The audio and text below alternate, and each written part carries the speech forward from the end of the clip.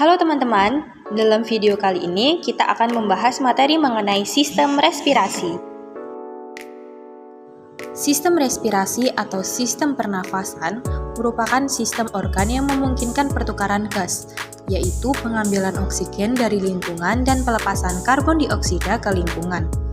Sistem ini berfungsi untuk mendukung metabolisme dengan menyediakan oksigen bagi sel-sel tubuh dan membuang karbon dioksida hasil proses metabolik. Fungsi utama dari sistem pernafasan yaitu sebagai pertukaran gas yang mengambil oksigen dari udara dan mengeluarkan karbon dioksida dari tubuh. Oksigen diperlukan untuk proses metabolisme di dalam sel tubuh yang menghasilkan energi. Mengeluarkan karbon dioksida sebagai hasil sampingan metabolisme karena jika karbon dioksida menumpuk di dalam tubuh dapat menyebabkan berbagai masalah kesehatan. Dari fungsi utama tersebut dapat dijabarkan bahwa fungsi respirasi yang pertama dapat membantu dalam proses berbicara, di mana udara yang keluar dari paru-paru bergetar pada pita suara menghasilkan suara. Yang kedua, dapat membantu dalam proses penciuman.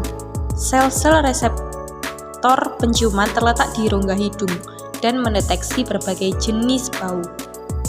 Yang ketiga, dapat membantu menjaga suhu tubuh, di mana udara yang masuk ke dalam tubuh akan dihangatkan atau dinginkan agar sesuai dengan suhu tubuh. Yang keempat, membantu menjaga kelembapan tubuh, di mana udara yang masuk juga akan dilembabkan agar tidak terlalu kering. Organ-organ respirasi manusia ada 8. Yang pertama, rongga hidung. Hidung dan rongga hidung merupakan saluran pertama udara ke dalam tubuh yang berfungsi untuk menyaring, melembabkan, dan menghangatkan udara sebelum masuk ke saluran pernafasan berikutnya. Yang kedua adalah faring. Faring atau tenggorokan yaitu saluran penghubung antara rongga hidung dan mulut ke laring sebagai jalur bersama untuk makanan dan udara dan mengarahkan udara ke laring. Laring atau bisa disebut dengan kotak suara berbentuk tabung fleksibel dengan cincin tulang rawan yang menyediakan jalur bagi udara menuju paru-paru. Organ yang keempat yaitu bronkus. Bronkus merupakan cabang utama dari trakea yang mengarahkan udara ke masing-masing paru-paru. Organ yang kelima yaitu bronkiolus. Bronkiolus adalah cabang-cabang kecil dari bronkus yang tidak memiliki tulang rawan dan mengarahkan udara ke alveolus. Organ yang keenam yaitu alveolus. Alveolus yaitu kantung udara kecil di ujung bronkiolus yang fungsinya untuk tempat pertukaran gas antara udara dan darah melalui dindingnya yang sangat tipis. Organ yang ketujuh yaitu paru-paru. Paru-paru merupakan organ utama sistem pernafasan yang terdiri dari jutaan alveolus yang berfungsi melakukan pertukaran gas oksigen dan karbon dioksida dengan darah. Organ yang terakhir yaitu diafragma. Diafragma merupakan otot di bawah paru-paru yang memiliki peran dalam ventilasi yang membantu mengatur tekanan udara di dalam rongga dada, memungkinkan masuk dan keluarnya udara. Lalu, bagaimanakah proses dari pernafasan? Berikut proses dari pernafasan, yaitu yang pertama ada inspirasi, menghirup udara. Pada inspirasi yaitu dibagi menjadi 3. Yang pertama, kontraksi otot-otot pernafasan. Diafragma berkontraksi, bergerak ke bawah, membuatnya mendatar. Otot antar tulang rusuk luar juga berkontraksi, menyebabkan tulang rusuk terangkat dan rongga dada membesar. Yang kedua, peningkatan volume rongga dada. Volume rongga dada yang meningkat menyebabkan tekanan udara di paru-paru lebih rendah dibanding tekanan udara luar atau tekanan atmosfer. Yang ketiga, yaitu udara masuk ke paru-paru. Udara mengalir melalui saluran pernafasan, hidung, trakea, bronkus, menuju alveolus karena perbedaan tekanan. Lalu yang kedua yaitu ada ekspirasi, menghembuskan udara. Pada proses ekspirasi yaitu dibagi menjadi 3 pula, di mana yang pertama yaitu relaksasi otot-otot pernafasan, di mana diafragma kembali ke posisi melengkung ke atas, otot antar tulang rusuk keluar relaksasi, menurunkan tulang rusuk. Yang kedua, penurunan volume rongga dada.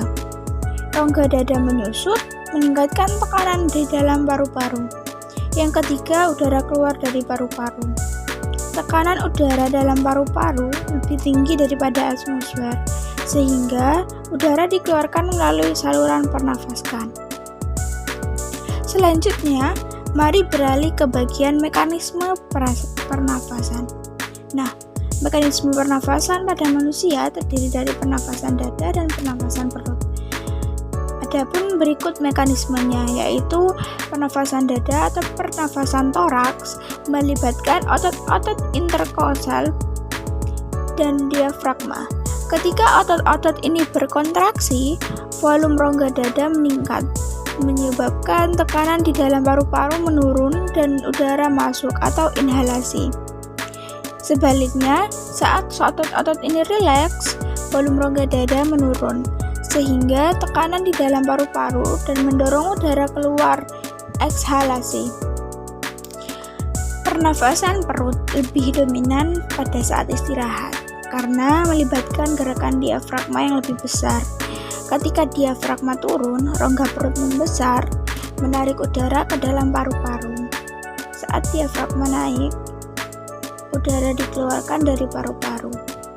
Terakhir, dalam sistem pernafasan tentunya terdapat beberapa gangguan pada sistem pernafasan sendiri, yaitu diantaranya yang pertama ada asma, di mana asma adalah gangguan kronis yang menyebabkan penyempitan saluran pernafasan akibat peradangan atau hipersensitivitas terhadap rangsangan tertentu seperti alergen, udara dingin, atau olahraga. Yang kedua ada infeksi saluran pernafasan, yakni infeksi pada saluran pernafasan seperti pneumonia atau infeksi pada alveolus atau bronkitis atau infeksi pada bronkus. Yang ketiga ada kanker paru-paru, merupakan pertumbuhan sel abnormal yang tidak terkendali dari paru-paru, seringkali dipicu oleh orang merokok atau paparan polusi. Yang keempat ada TBC atau tuberkulosis, yaitu infeksi bakteri Mycobacterium tuberculosis yang menyerang paru-paru yang menyebabkan batuk kronis, penurunan berat badan, dan kesulitan bernafas.